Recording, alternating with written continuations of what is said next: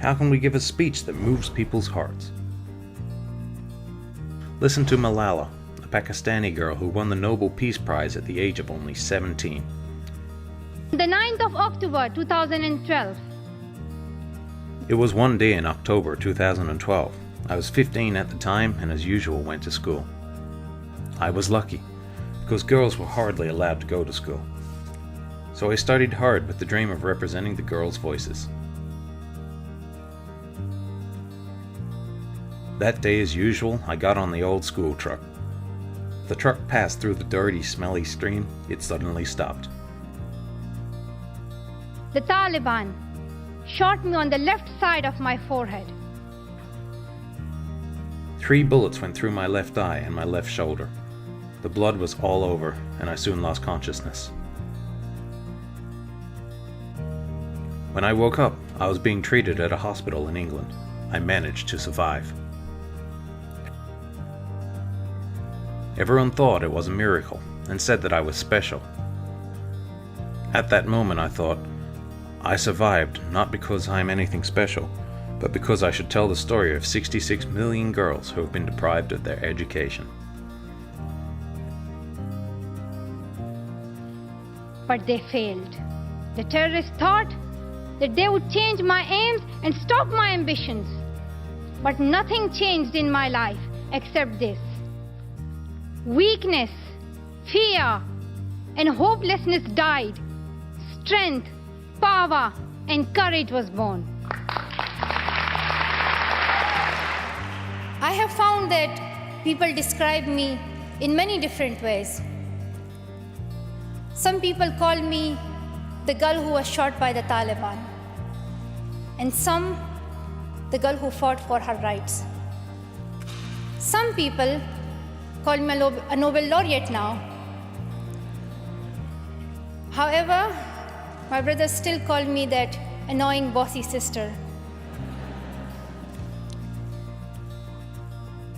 As far as I know, I'm just a committed and even stubborn person who wants to see every child getting quality education, who wants to see women having equal rights, and who wants peace in every corner of the world.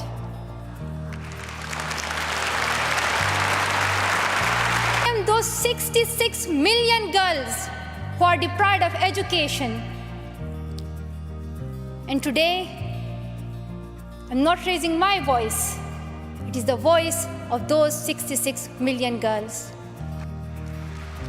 The speech drew standing ovations wherever she went.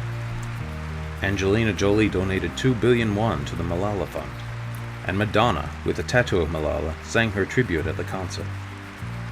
The book, I Am Malala, has been the New York Times bestseller for over a year. And 1 year later, in 2014, Malala became the youngest Nobel Peace Prize winner at the age of 17. If a 17-year-old girl gave the best speech, you can do it too. In a broad analysis of the outstanding speeches of global business leaders, from Elon Musk, Bill Gates, Sheryl Sandberg, and Steve Jobs to TED speakers, Carmine Gallo outlined 4 key characteristics of the great speech. First, use your own values and experiences to make a story. A story based on an individual's specific experience can move the audience. Value your story. In particular, the story of past suffering or victory is the core. Ordinary people avoid hardship, but leaders use hardship.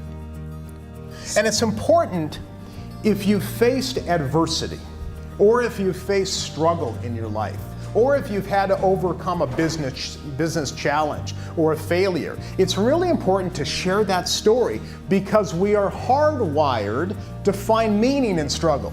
And that's why we like to hear stories of people who have overcome struggle. Second, fill the 65% of the content with stories. Data alone cannot inspire an audience to act. You need to have more stories to persuade the heart, not the head.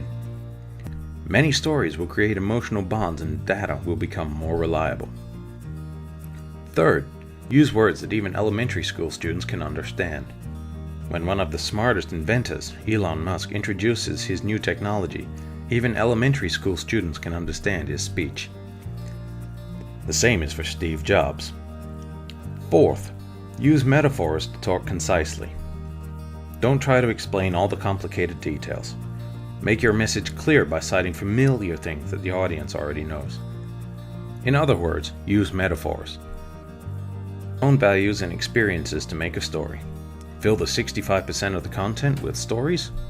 Write words that even elementary school students can understand, and use metaphors to talk concisely. If you remember these 4 ways, at some point you will be standing one step closer to the speeches of the world's greatest leaders.